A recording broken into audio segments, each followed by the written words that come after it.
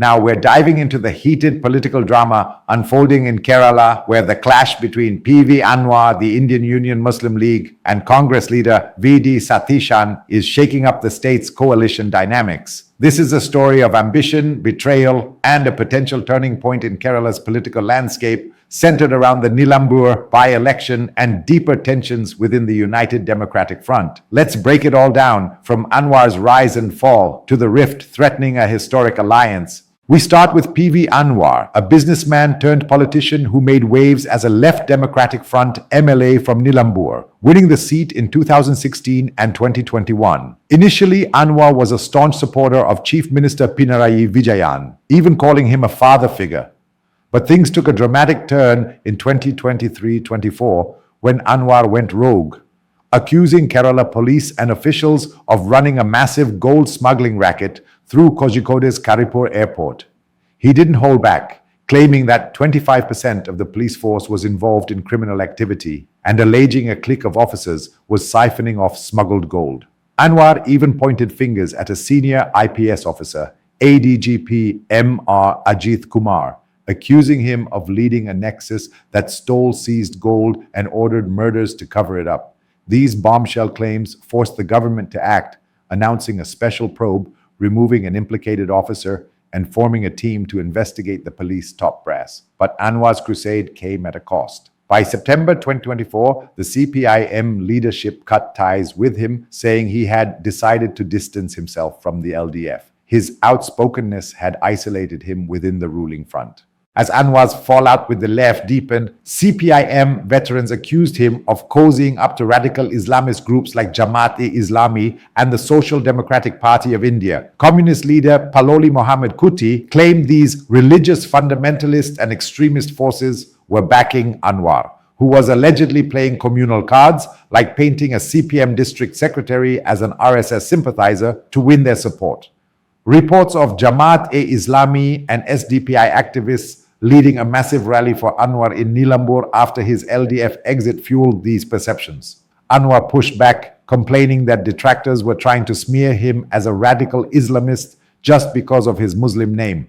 Still, the narrative that he was aligning with hardline groups gained traction as he positioned himself against the left government. Faced with isolation, Anwar made a bold move. In October 2024, he launched the Democratic Movement of Kerala, which quickly merged with Mamata Banerjee's All India Congress, marking TMC's rare entry into Kerala politics. Anwar resigned his MLA seat, triggering a by-election in Nilambur set for June 19, 2025. Despite joining TMC, he kept ties with the opposition United Democratic Front, particularly the Indian Union Muslim League. Early in 2025, Anwar met with IUML heavyweights like State President Panakad Syed Sadiq Ali Shihab Thangal and veteran leader P.K. Kunhalikutti. The optics were striking, Anwar greeting Thangal at his Panakad residence, seeking the league's blessings for his political future. IUML leaders played it diplomatically, saying Anwar's entry needed broader consultation, but hinting they were open to strengthening the UDF by welcoming new allies. Thangal acknowledged that Anwar's concerns, like forest laws and human-wildlife conflicts affecting farmers, were legitimate, promising the League would take them up. Anwar vowed to stay aligned with the UDF, to oppose the LDF, and UDF sources noted the IUML had no objection to accommodating him, seeing his influence among Muslim voters and radical networks as a way to bolster the opposition. But not everyone in the UDF was on board, especially Congress's leader of opposition, VD Satheesan. As the head of both the Congress in the Assembly and the UDF coalition, Satheesan was skeptical of Anwar's controversial reputation and his ties to communal elements. The Nilambur by-election became the flashpoint. IUML leaders hoped to broker a deal, perhaps supporting Anwar as a TMC-backed or independent UDF candidate to hold the seat. But Satheesan took a hard line, insisting Congress would field its own candidate, former Nilambur MLA Ariadan Shukath, and demanding Anwar apologize for past remarks against UDF leaders before any talks could happen. The IUML managed to get Anwar to retract a harsh comment about Shukath, and they even arranged a meeting with AICC General Secretary K.C. Venugopal to discuss a deal.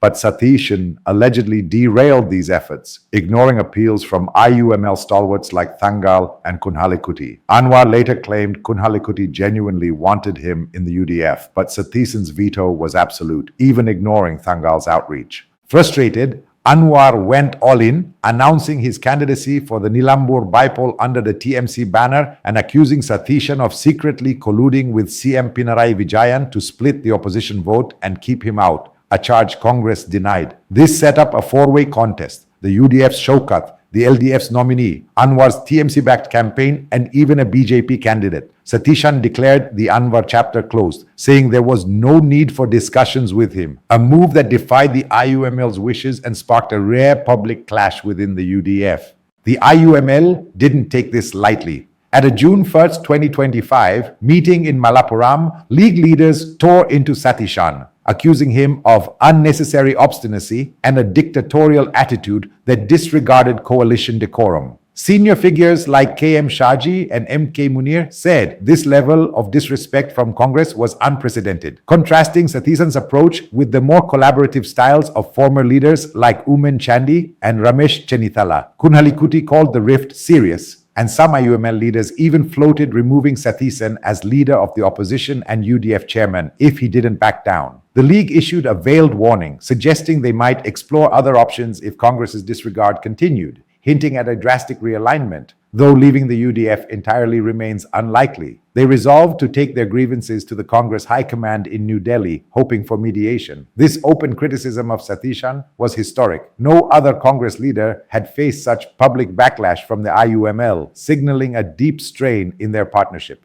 Adding fuel to the fire, the Congress has been shifting its focus to Kerala's Christian voters, partly to counter the CPIM and BJP's inroads with this community. A key issue is the Munam land dispute, where about 600 Christian fisherfolk families have been protesting since 2022 against the Kerala Waqf Board claiming their village land. The Latin Catholic Church has backed the protest, and when the BJP pushed a Waqf amendment bill in 2025 to address such conflicts, Kerala's Catholic bishops welcomed it, hoping it would resolve Munam. Satheesan, however, called the bill a BJP ploy to stoke enmity between minorities, clarifying it had no direct link to Munam. He accused the Sangh Parivar of targeting Christian churches next, positioning Congress as a defender of Christian interests.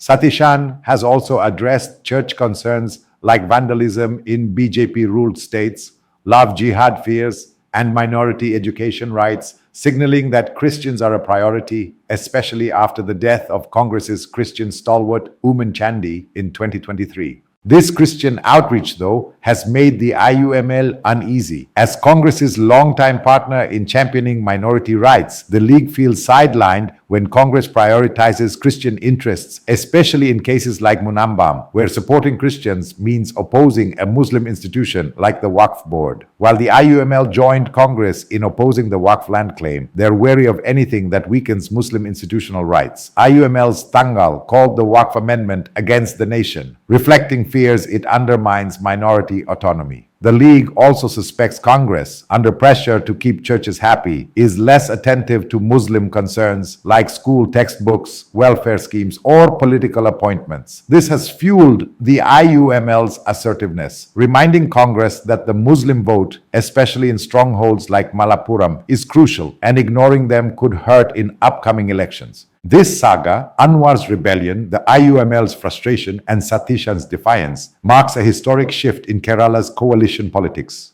The IUML-Congress alliance, forged in the 1960s and a cornerstone of UDF governments, has been remarkably resilient, navigating past tensions like the 2011 cabinet dispute with quiet negotiation. Public spats were rare, with Congress leading but respecting the League's influence. Now, Satheesan's willingness to challenge the IUML over Anwar and prioritize Christian voters breaks from that tradition.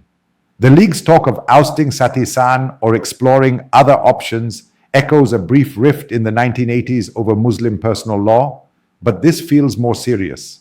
While a complete UDF breakup is unlikely, both sides need each other to challenge the LDF. The power balance is shifting. Congress is broadening its minority appeal, and the IUML is flexing its muscle to avoid being sidelined. As Kerala heads toward the 2026 Assembly election, this could either force a course correction, with Congress placating the IUML, or lead to a lasting fracture. The PV Anwar episode, though focused on Nilambur, has exposed deep fault lines. Kerala's coalition politics can no longer assume minority unity. The Congress IUML partnership is being tested like never before, and how they navigate this will shape the UDF's future and Kerala's political landscape.